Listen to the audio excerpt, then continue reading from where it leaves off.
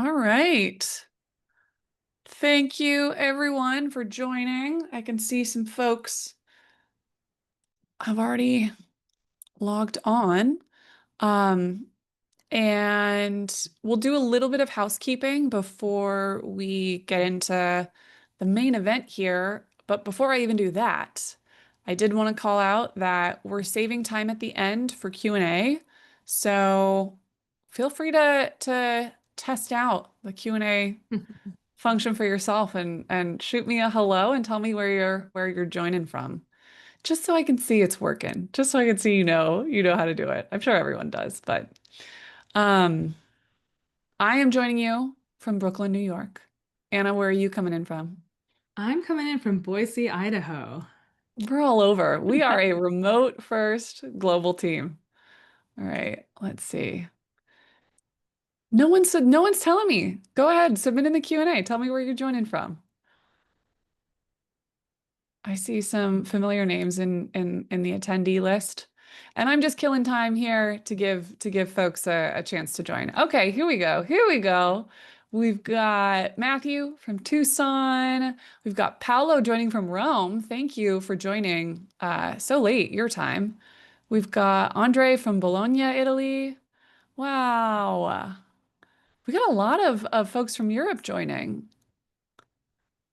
Fantastic. Really appreciate everyone who's staying, working a little later to learn about what we're doing here. Okay, cool. I think I have given enough filler to give people enough time to join. So with that, the housekeeping. So I'm Emily. I'm the head of product marketing here at Twingate, and my job is just to help on the back end of this and make sure that Anna can focus on giving you the goods. We are going to have a recording of this, so don't worry if there's any point that you want to rewatch or maybe you want to share this with other folks internally. You will be able to do that. It's just honestly, as soon as the video is done processing, which can take a couple hours to a full day, depending on how our systems are feeling. And then I will send out an email with that recording and some additional materials to make it super easy to get this new functionality deployed in your environments. We're super, super excited to share what we've built in a little bit more detail and to give you kind of a step-by-step instruction on how to get up and running. And with that, I'm going to hand things off to Anna, who is our head of product. Thanks for doing this, Anna. Yeah, happy to be here. Hi everyone. I'm Anna, head of product at Twingate, and I couldn't be more excited to be here with you.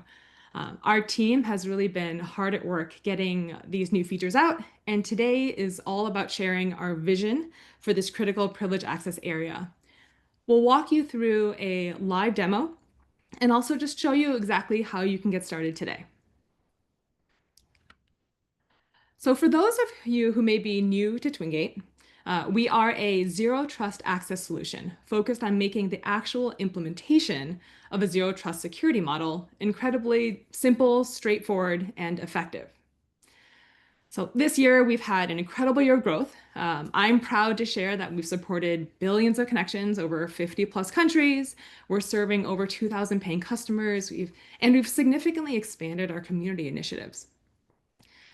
Additionally, reliability is so foundational to us. We know that we are a critical piece of your infrastructure, so I'm thrilled to report that we hit a fantastic 99.99% uptime. So with this really strong foundation, we're carrying over the momentum, not only forward and continuing with our private access side, but into new directions, as I'll share in this webinar.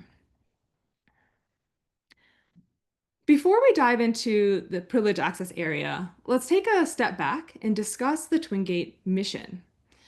So our mission is simple. We want to make it easy to work securely from anywhere in the world. To achieve that, we are focusing relentlessly on a central question. Who can access what? The question sounds straightforward and easy enough, but in reality, it's anything but. So on the who side, you've got your users, your contractors, and now your AI agents, right? On the what, you have your applications, databases, and critically, your Kubernetes clusters. All of these components are becoming exponentially more diverse and complex every year.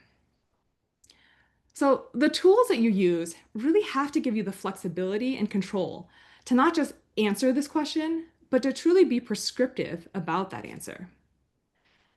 That's why we've been focused on building a flexible, high-performance platform that integrates with your existing stack and doesn't get in your way. So we're aiming to cover all aspects of zero trust network access so that you can be confident that your people and your team members are securely accessing exactly what they need and not additional resources.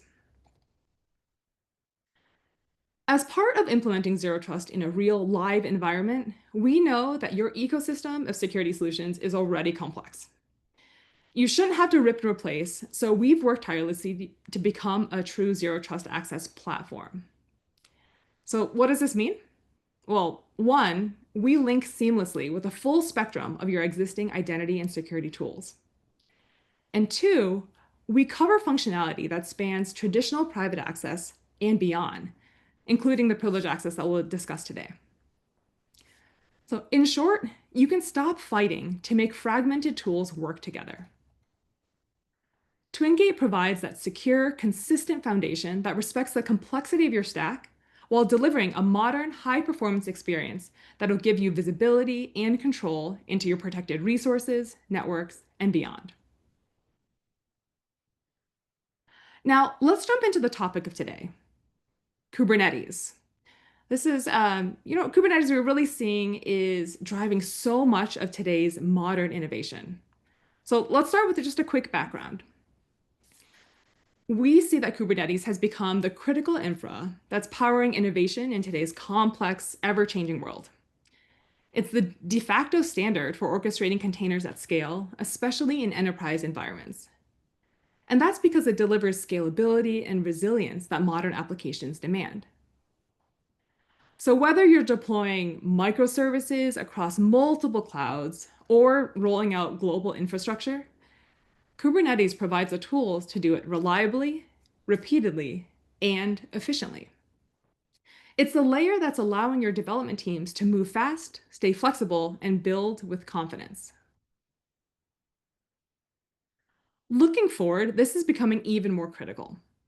So not only is Kubernetes continuing to serve as that foundation of modern infrastructure, but it's extending beyond that as the landscape of development and how we build and infrastructure continues to change. Specifically, we're seeing that Kubernetes is really positioned to be the backbone of AI workloads. So from model training to inference services, AI requires massive scale and resilience. Kubernetes dynamically scales resources, distributes jobs efficiently, and recovers automatically from failures. So simply put, Kubernetes doesn't just support AI, it really enables it to run reliably, efficiently, and anywhere. So we know Kubernetes is critical, but what can we do to secure access to it? And this is where we see that legacy privileged access management solutions fall a bit short.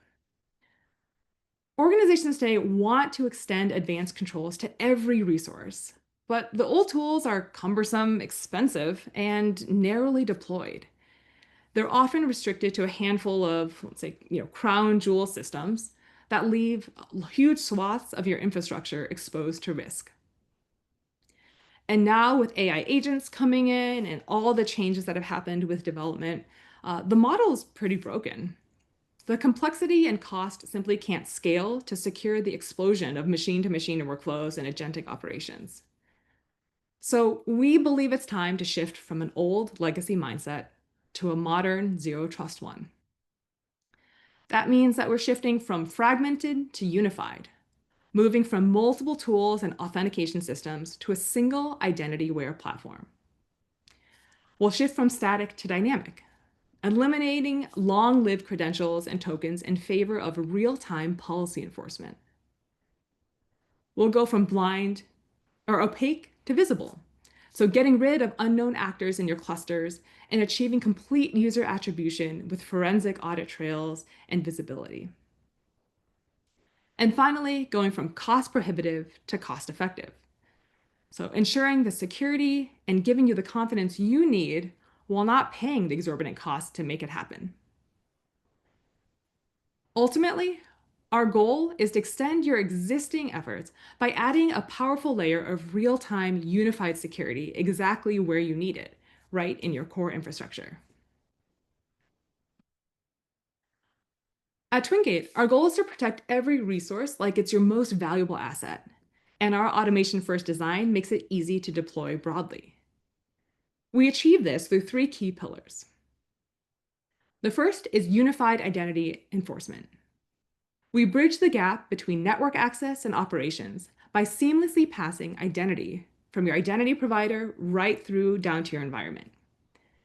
This enables 100% cloaking, so no public-facing hosts, and prevents lateral movement. Next up is dynamic zero standing access. We eliminate standing privileges entirely through automated policy-based access. We use identity, device, and contextual signals to dynamically grant permissions, which will dramatically reduce your attack surface without causing ticketing delays or friction for your users. And finally, complete visibility and control. We tie every command, API call, and interaction to an individual user. This provides forensic level auditing and session replay for compliance, incident response, and security operations. And the best thing is we enable all this while staying cost effective. We're looking to democratize sophisticated zero trust controls across every user and resource, eliminating the prohibitive costs that are traditionally associated with privileged access management and enabling broad automated deployment. So we want to make it straightforward to protect every resource at scale, again, like it's your most valuable resource. So this brings us to our topic of the day. So democratizing privileged access, making enterprise-grade security and governance available everywhere, not just where budgets allow. We are launching with support for the most common protocol, so specifically Kubernetes. It's available now for your production environments. And in just a little bit, I'll walk through the experience, demo everything, and set it up so you can actually set it up in your environments with me. Next up, we're going to be continuing to add in more capabilities, supporting SSH as an additional secure protocol, and expanding our workflow and approvals capabilities to include just-in-time access. We've heard time and time again that for your most secure resources, like your clusters or like servers that you're SSHing into, having the right workflows and access controls is an important part of making sure that your users are accessing just what they need. So we'll be expanding out our capabilities to support those more complex flows. As we continue on our roadmap, we'll be building out additional protocol support, touching upon databases and web apps for privileged access, and then also extending our workflow capabilities even further and enabling you to utilize the power of AI to improve auditing and insights. All of this is building up to our overall target. Again, democratizing privileged access. By completely covering your users and resource through a unified policy engine that can be set up and managed programmatically, we can enable you to have the unified visibility and insights across all of your sensitive environments. Our privileged access for Kubernetes is a modern, simple solution that addresses the new needs presented by the rise of AI. And it's really replacing legacy ZTNA and legacy privileged access management tools with a single unified zero trust platform. Let's take a look at the magic that makes this all happen. So the architecture keeps your Kubernetes API server completely invisible to the public internet, which you already know and love about Twingate. The new addition that we really want to call out here is this gateway component. All privilege activity passes through the gateway, which unlocks two things. The first is frictionless authentication. Authentication is seamlessly handled by Twingate. So users will connect to the cluster. They don't need separate Kubernetes credentials or authentication tokens. They're simply signing into Twingate using their identity provider or however it's been set up. They connect and they start working. Second is forensic auditing. Because all activity is passing through the gateway, it's now logged and auditable. Twingate communicates a user's identity directly to the cluster, so all logs are tied to the individual users who are mapping to your existing IDP. And then you can replay a full session in an AsciiCast player, showing each kubectl command, API call, and interaction that's attributed to that user. And finally, deployment is easy.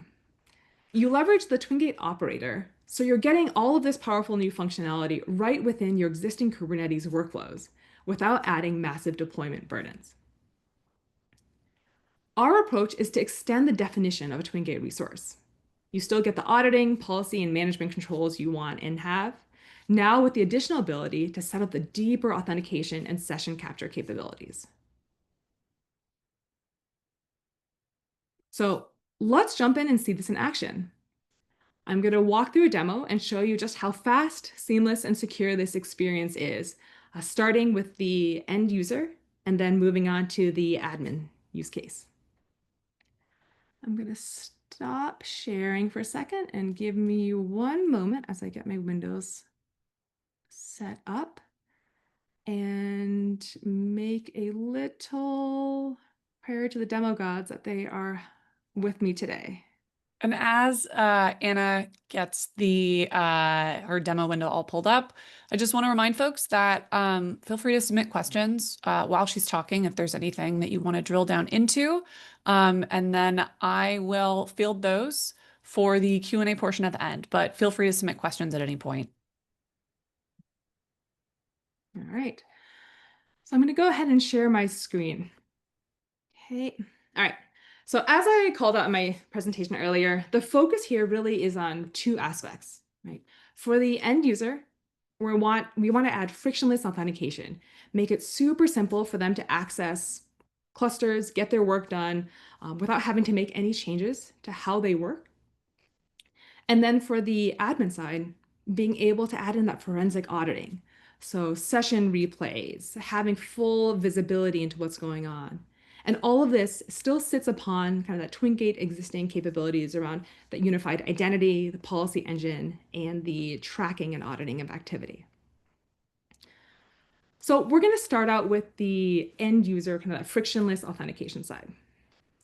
Imagine that I'm a user starting out my workday. I sit down to my machine. I've got a clean terminal, and I'm ready to go ahead and get started. So let's say I go ahead and I start accessing, I just want to check, right? Who am I? Probably not a command that someone would be running to start off the day, but what we're seeing here is that this identity is coming through and it's actually getting passed in through Twingate.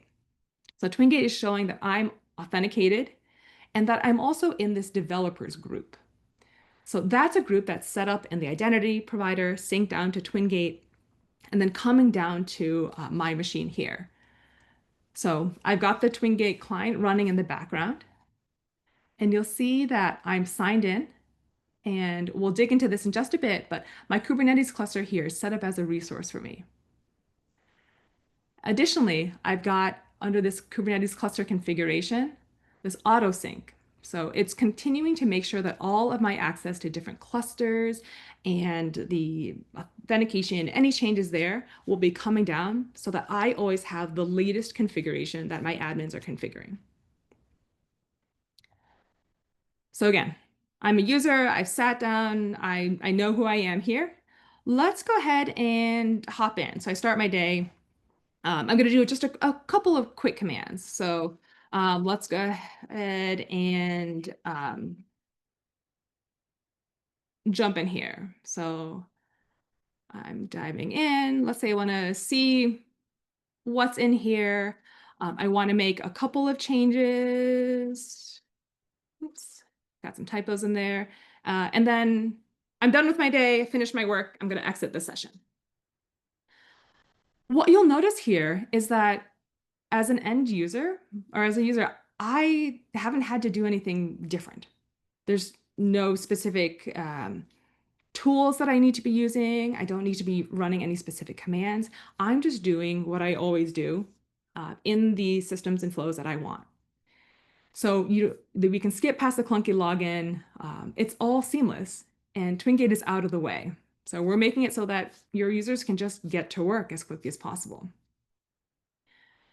And how it's working. So again, I showed kind of that client configuration, right? So we have the Kubernetes cluster as a resource here. We have it auto-syncing everything in. And what it's actually doing is it's going to go ahead and update this config file. So this is the kubeconfig file for me, and you'll see that all of this information about the cluster and the context and things are coming in. And for my Twingate user specifically, there's no token here, right? Because Twingate is passing it in. We're handling that authentication, so it's simplifying that authentication process.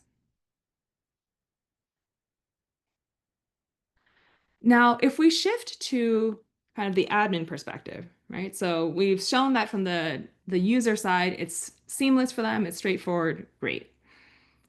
But on the admin side, I want visibility, I want to know what's happening, and I want to be able to audit everything.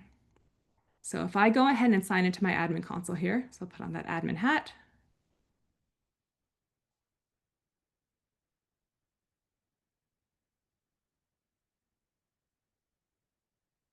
So on that resource that I've configured, I've seen that Anna has just accessed this cluster within, a couple minutes ago, and I've had some activity prior.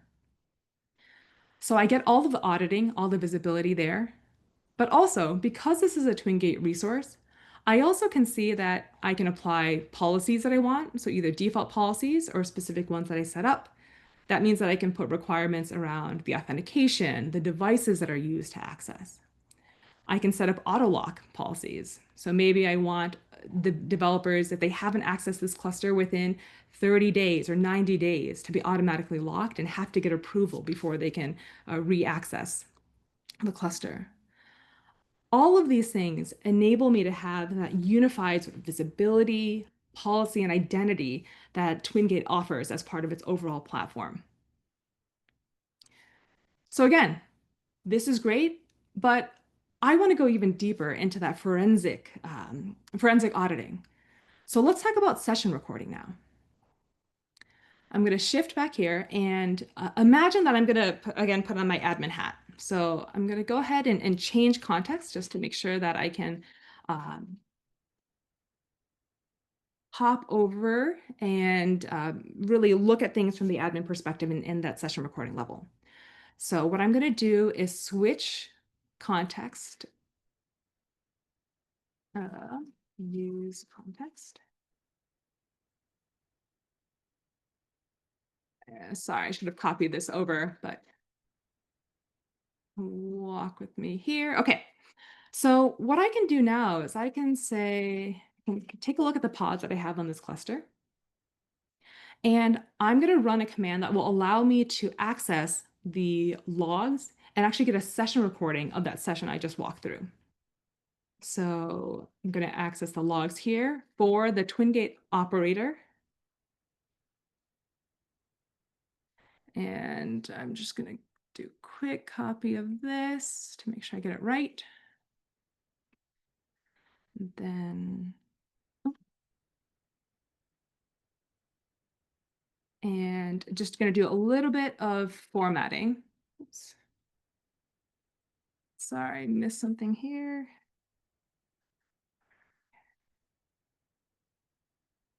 Okay.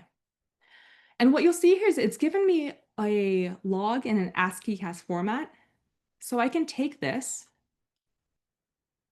and navigate to any ASCII cast player, or session player.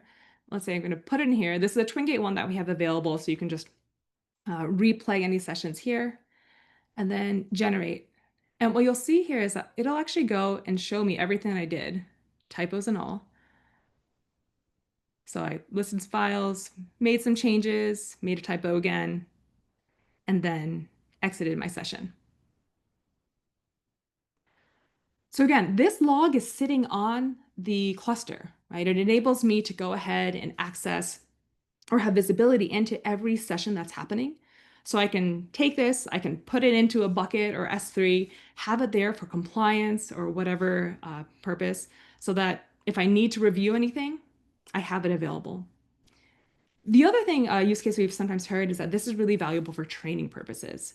So if you want to document kind of a quick little video like this to show what changes are being made, you can do that quite easily as well.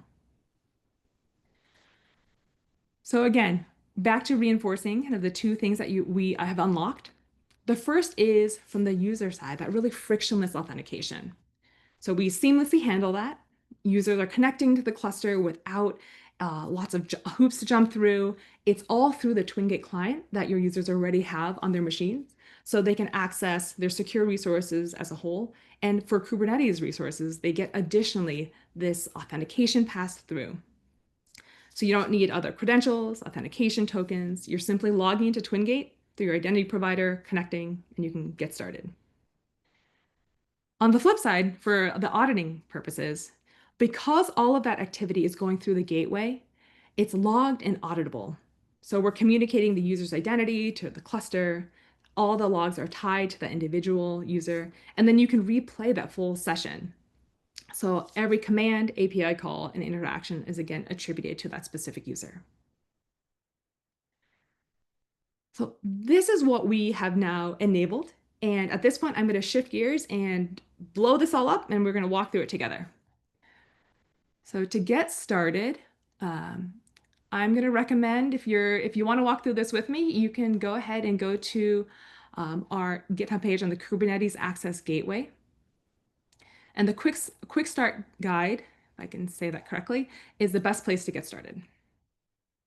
So as I'm going to give some time for people to load that up, and I'm going to go ahead and uninstall the operator.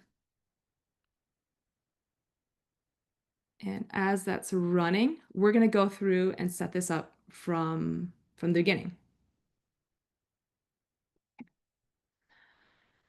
So to kick us off, while that's still running, you'll need to do some work on getting your Twingate network ready. So the first thing you'll need is a remote network. So in this case, I have one already set up for my privileged access for Kubernetes. And you're going to need that ID here. Get to that U. And then also under settings, you're going to need an API key with rewrite and provision permissions. So that's step one. Step two is installing the Kubernetes operator, and it's also going to get the gateway in there as well. So you'll need to create that values.yaml file with this context, and you'll put in your API key and your network name, and the remote network ID. So I've got that set up here already, just to quickly pop into that. So you can see this is what I have here. It's already up for me, so I'm not going to walk through that again, but you can go ahead and get that configured. And from there, we're going to go ahead and install the Kubernetes operator. So copying this command, and I'm going to just plop it in here. So it's installing the Twingate operator, and that makes it easy for me to programmatically manage Twingate and everything on this cluster.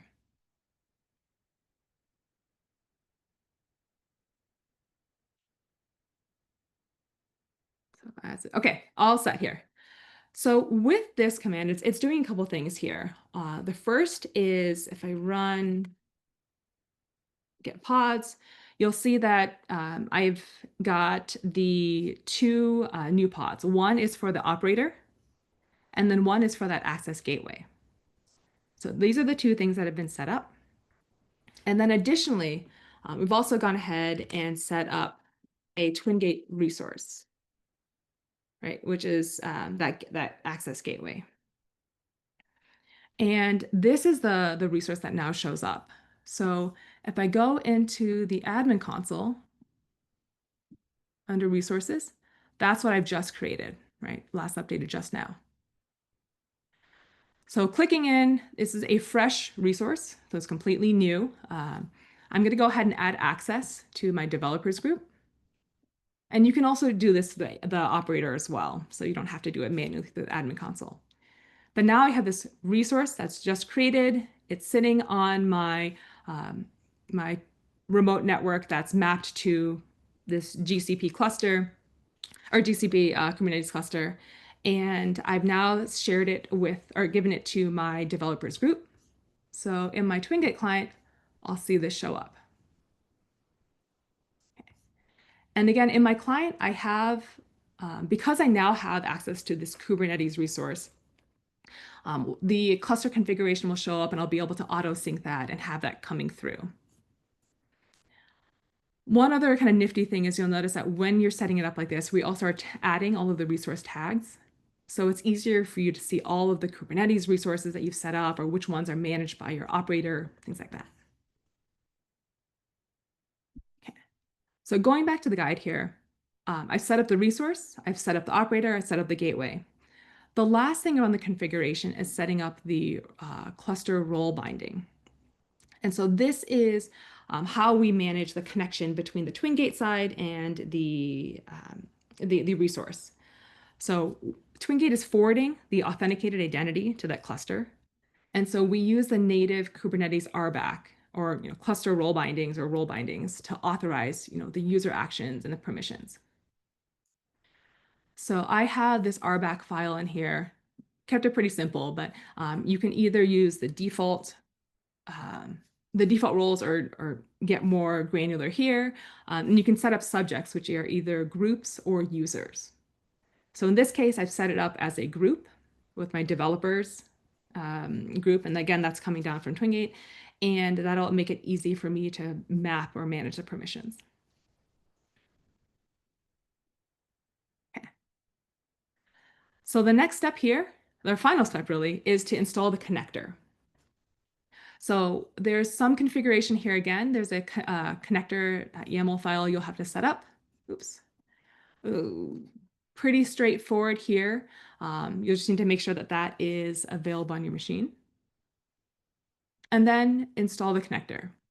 So I've already got my connectors that's still live.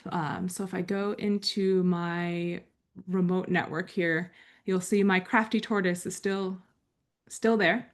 So I'm not going to walk through that again, but I'll show you that is still running. Been going for a little over a day now. So again, this process will automatically create the connector for you.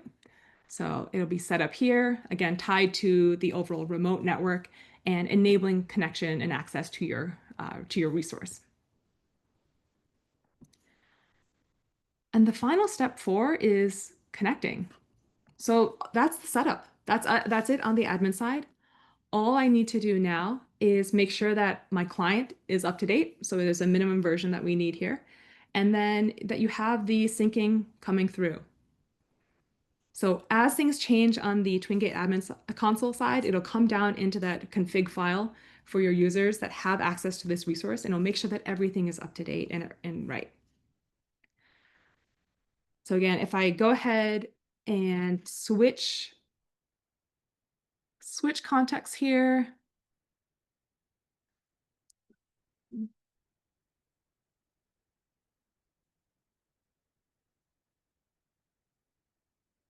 All right, I can go ahead and again, off MI, see that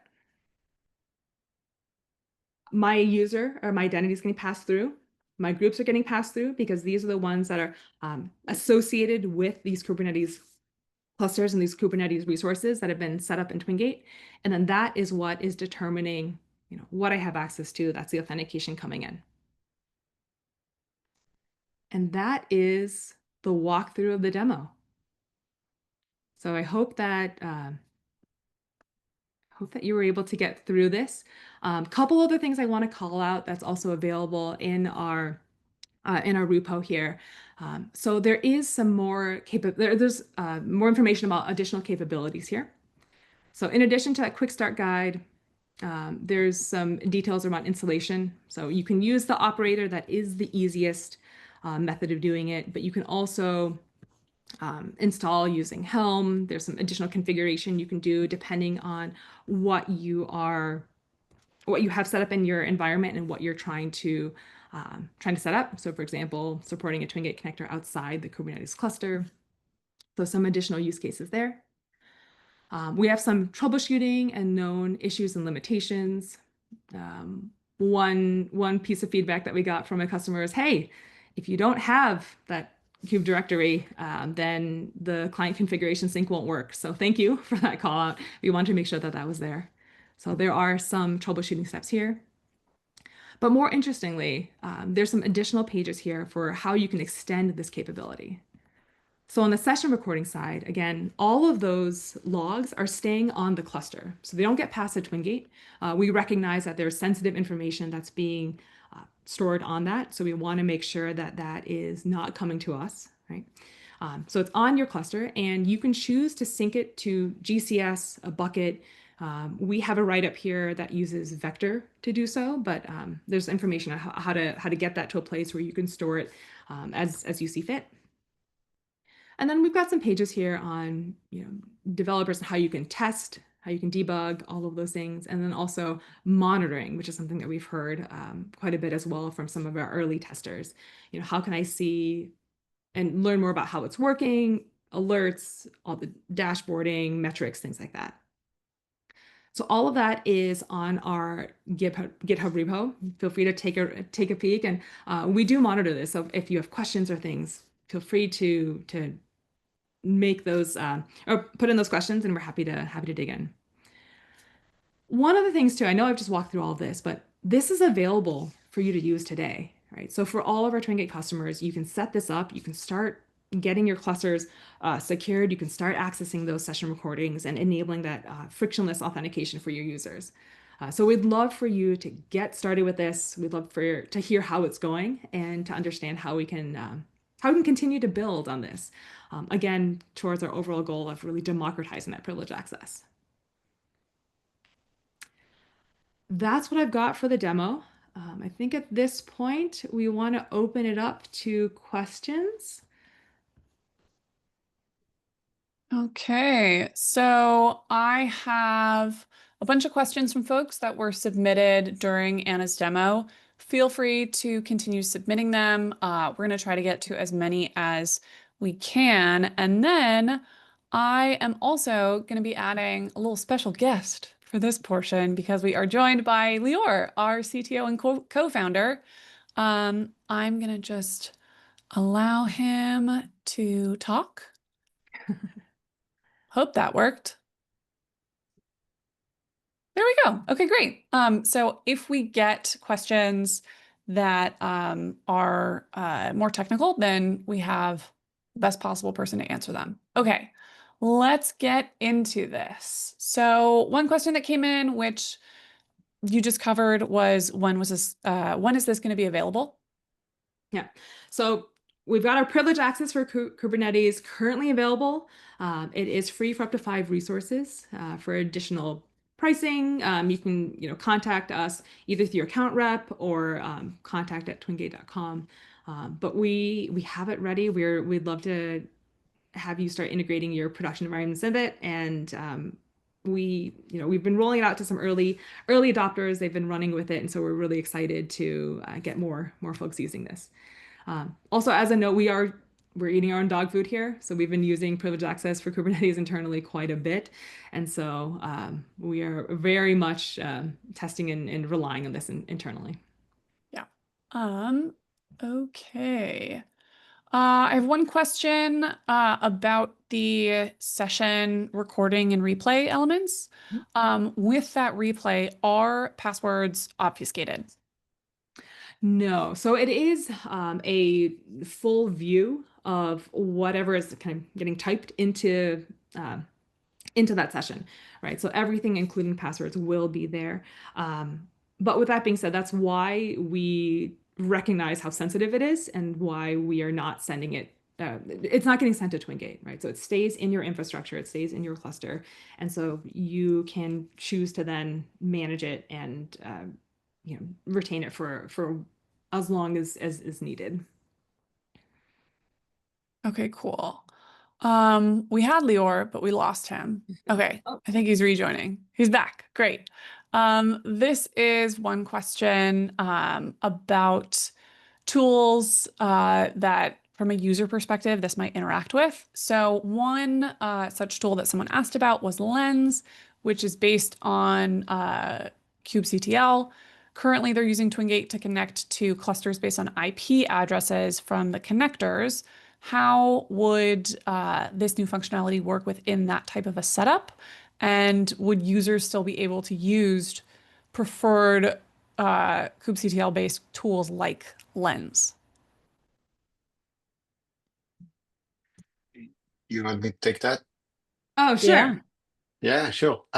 Okay, great question. So I think the nice thing about this solution is we don't actually care which tools you're using as long as that tool is accessing um, Kubernetes control plane API, which I guess they do.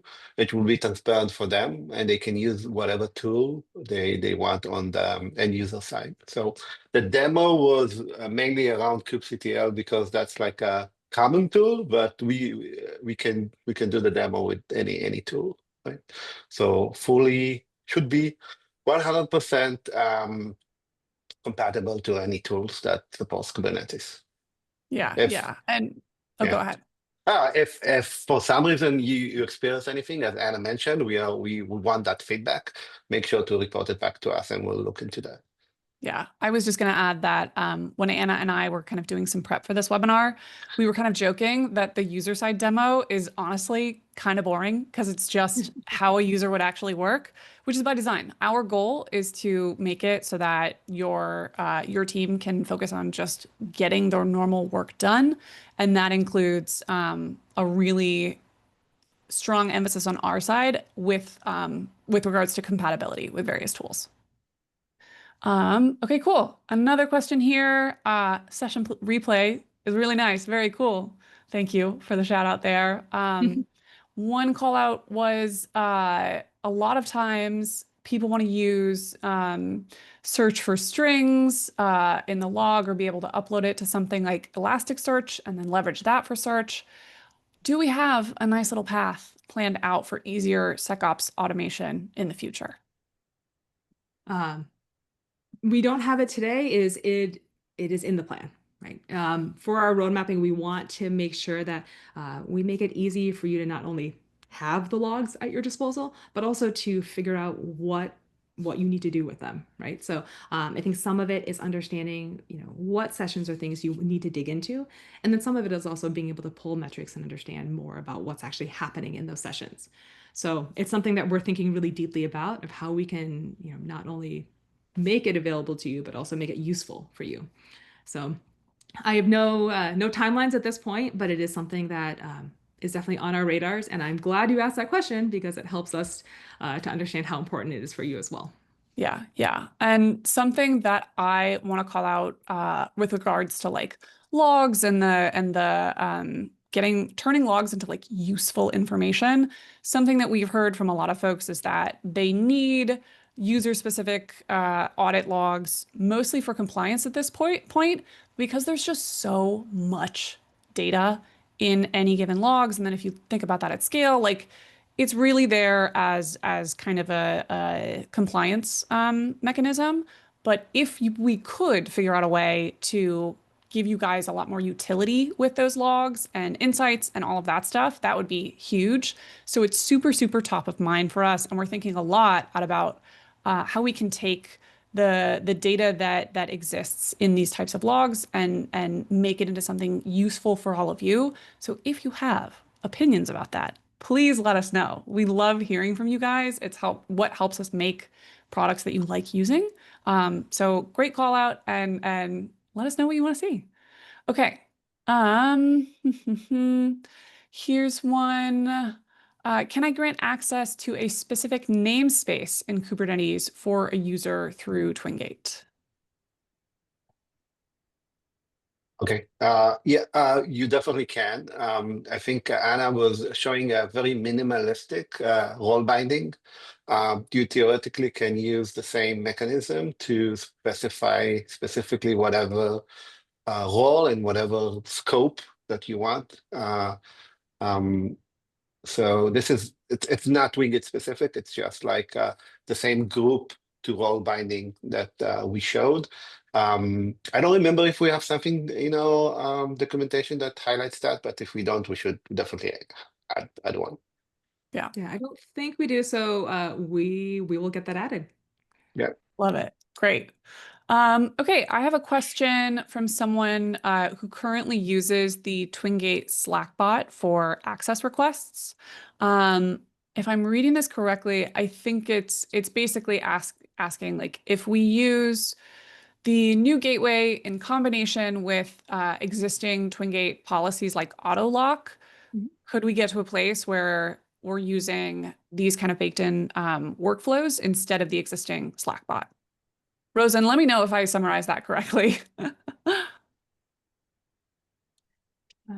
But go ahead and answer. Okay, yeah, I'm going to assume that was the question. Yeah. So the Slackbot and the usage-based things work a little bit differently, right? So the Slackbot is managing kind of membership. It's almost more of a just-in-time type access of when you want access to something, you can message in, you can add it to the group and all of that. The usage-based is almost a flip side of it, right? So it's saying that, I'm going to pick on M here. M has access for as long as M is continuing to access a resource, she will be able to continue to use it. But if she stops using it for, let's say, 30, 60, 90 days, then she will have her access locked. And so you can layer on kind of any of the policies, either on the Slackbot side or the usage-based, anything that you can set up on the Twingate resource today can apply to this special Kubernetes resource that we have. So that layering will apply. Now, if we're talking kind of Slackbot versus the usage-based, it's a little bit of, they're kind of different flavors of the workflow piece. And so I think we can chat more offline. I'd love to dig into this a little bit more to understand what you're trying to do and how we can best make that happen. Okay, cool. I have a question. I'm going to shoot this to you, Lior. Does the Twingate operator or any config need to be in a specific namespace or namespace specific? Great question. It doesn't have to be in a specific namespace, if I recall correctly. And yeah, there's no specific requirements as far as I remember. But I actually need to double check because there might be some restriction on some Kubernetes, like specific Kubernetes deployment. But as far as I know, there's no limitation. Okay. Okay, cool. One question here. I noticed that the Kubernetes operator doesn't include a replica parameter. Is this intentional? How do you make this work in a multi-node environment? Multi-node or like well, it doesn't have a replica because it's like it needs to have one authority that kind of manage everything. If we have multiple of those, it will actually they will kind of fight who would do what. So yeah, keep it one. Can you highlight what do you mean by multi-node? Every cluster is multi-node. That shouldn't be a problem, right? Like we are running the operator on cluster with hundreds of nodes. So yeah. Mohammed, feel free to send more detail and we're happy to dig in. And then is there a recommended way to deploy the operator in HA configuration? Well, it's going to be the operator doesn't have to run all the time, even if like for a short period of time it will go down, a new one will spin off, right? So it is highly available as it is right now. Again, that operator main role is to make sure that to monitor that the right deployments are in place. Once they are in place, it doesn't do a lot, except for waiting for additional provision of resources. So it's okay for it to be even like down for a few seconds while you kind of it switches nodes or whatever. Okay. Okay, cool. We're gonna take just a handful, a few more questions here, just so we can get you guys out and back to work. Are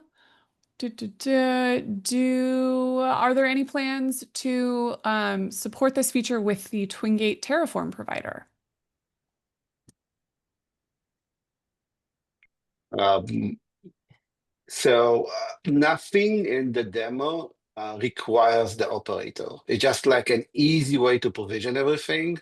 So if you prefer theoretically to provision stuff through the operator, that's okay. It will work. It's just like Oh, through easy. Terraform.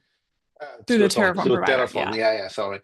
Just easier. You can also do all of it with Helm or manually. Like there are other ways. The reason we demoed the operator because it abstracts away a lot of the configuration for you, but you can actually do it either manually or automated to any other tool that you want to use, including Terraform, of course. Okay, great. Here's a slight variation on the multi-node. Someone is asking how it works with multi-cloud environments. Yeah. Well, it actually works. We tested it on all the top cloud vendors. Mhm. And on all of them that we tested, it works similarly out of the box. You don't need to do anything special. It actually shines on multi-cloud because for multi-cloud, different vendors have different, let's say, restriction about like how do you connect authentication to different ITPs and stuff like that. And because we abstract this away, it's also Twingate. Like on multi-cloud, the benefits even are bigger because you don't have different flow to access those clusters. As an end user, you don't care that the Kubernetes cluster is hosted, let's say, on AWS or GCP or even in DigitalOcean or what have you, right? It's just like as a user, it's all transparent, right? Yeah. So multi-cloud is one of the like strongest kind of value prop here. Okay, cool. I'm gonna go for two more questions. So, is there, Anna, you kind of covered this earlier, but what additional setup or config is needed on the client side to get started? Yeah. So if you're running with a most recent client versions, when you get access to this special resource, which is a Kubernetes cluster resource, you'll automatically have the capabilities around syncing that cluster configuration coming through. So by default, we hide it for most of our users because they don't have access to the Kubernetes resource types. But if they get access to it, then it'll start showing up in the client. So you can either set it up to sync all, which is what we recommend because it just keeps everything kind of humming in the background. It doesn't require any action on the end user side. So you can sync all, or you can auto sync. You can sync all, so that'll go through and push all the changes for all the resources, or you can sync manually for a specific resource. But again, syncing all and auto syncing is the best kind of hands-off way to keep everything aligned. Okay, cool. And then last question here. Can Twingate be managed? This is an easy answer. I could take this one. Can Twingate be managed by API? Yes. Or any SDK? Yeah. Kind of core to how we build things is having functionality that an end user, be that someone, an end user for you who just is using the Twingate client, or for us, which would be more on the admin side, we don't want folks to have to fundamentally change how they work in order to use Twingate. When you're thinking about security tools, especially when it comes to access, the amount of theoretical work that needs to go into syncing users, removing users, auditing who has access to it, like it's just a lot. And so anything that we do, we want to streamline as much as possible, including how you actually manage Twingate itself. So we're really flexible on that front. And I think that's a great place to end. So thank you everyone who've stayed. It has been a full session with lots of info from beginning to end. A big thank you to Anna for walking us through both the user admin experience and setup. And then thank you to Lior for taking the time to join us all for the Q&A session. Like I said at the start, we are going to send out a recording of this. I will include lots of other resources. So things like the quick start guide, all the kind of necessary GitHub repos to get you started. And we are super excited to see what you guys do with this. If you have feedback, please let us know. That's probably like the fourth time we've said that on this session, but it's true. We like hearing from you guys. We want to know what you like, what you want to see next. And thank you, everyone. I'll let you go. Thank you all. Thank you. Bye, guys. Bye.